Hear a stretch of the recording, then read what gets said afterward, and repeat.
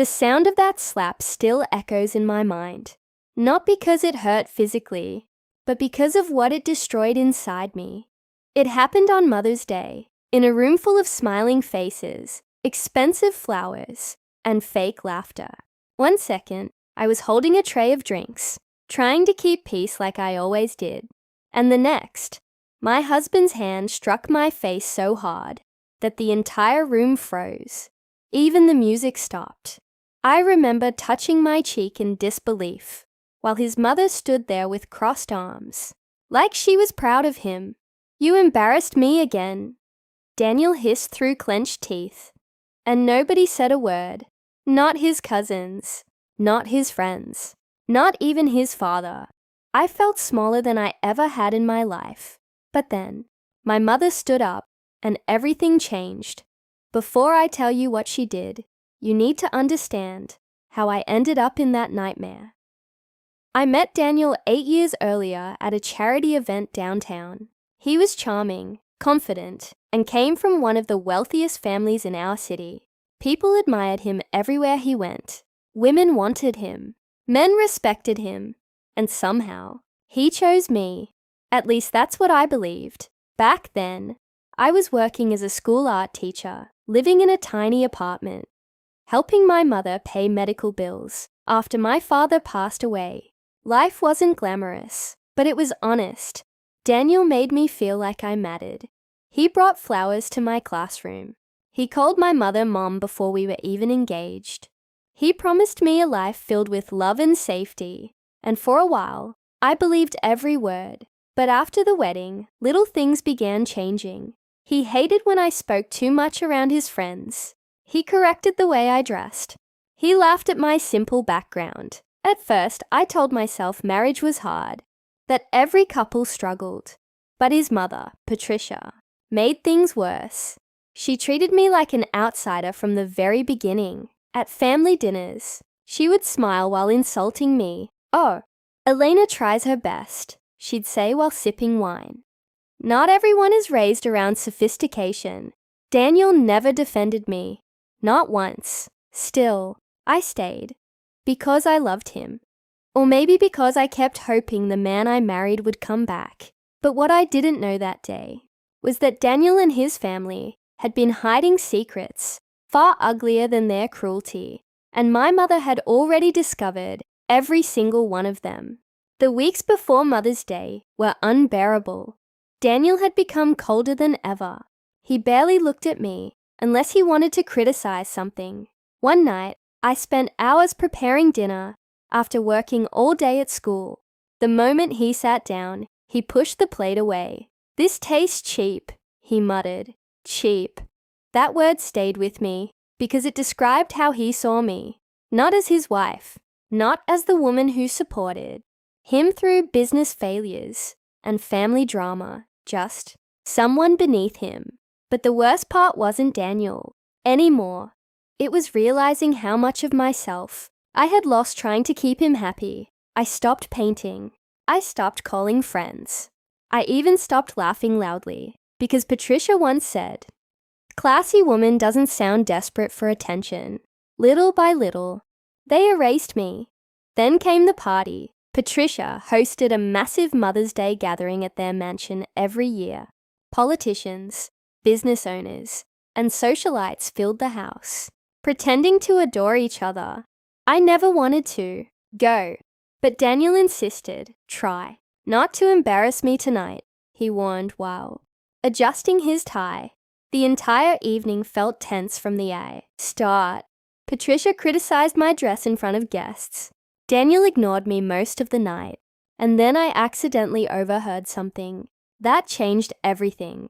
I was walking past Daniel's office looking for the restroom when I heard Patricia whispering, "Inside. She still doesn't know about the transfer." Patricia asked. Daniel laughed softly. "She won't find out. Once the papers are finalized, the house and accounts are protected." My stomach dropped.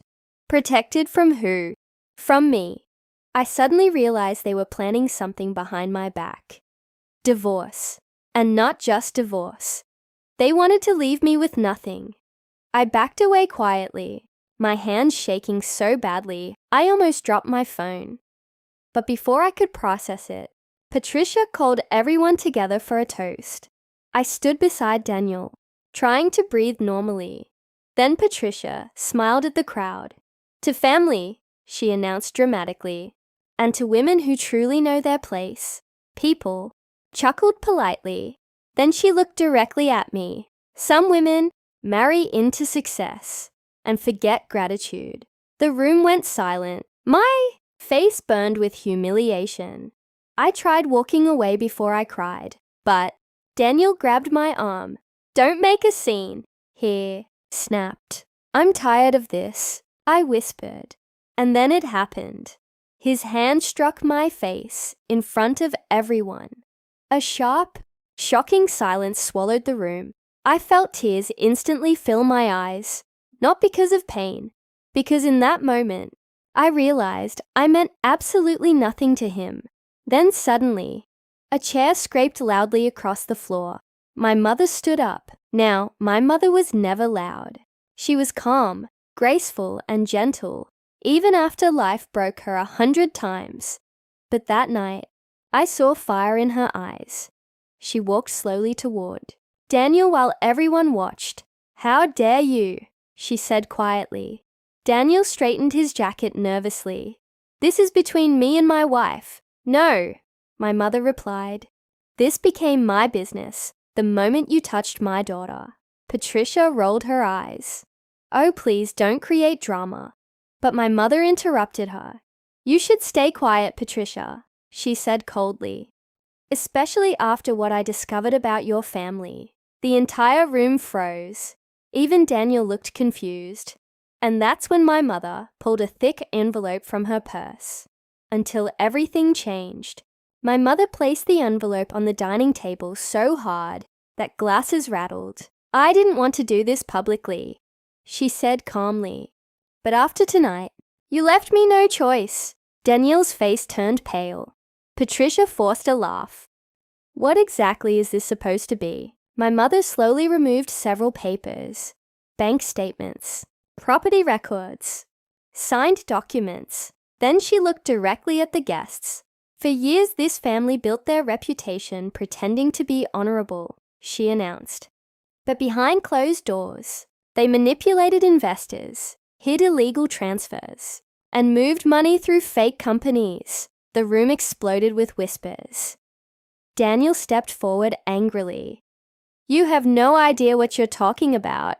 "Oh, I do," my mother replied, "because your former accountant contacted me after feeling guilty." Patricia's confident expression disappeared instantly. My mother continued, "And while my daughter was sacrificing her happiness, trying to save this marriage, they were secretly preparing to throw her out with nothing." I couldn't breathe. The guests stared at Daniel and Patricia with disgust. One businessman quietly grabbed his coat and walked out. Then another and another. Their perfect image was collapsing right in front of them. Daniel suddenly turned toward me. "Elena, listen to me." "No," I said firmly for the first time in years.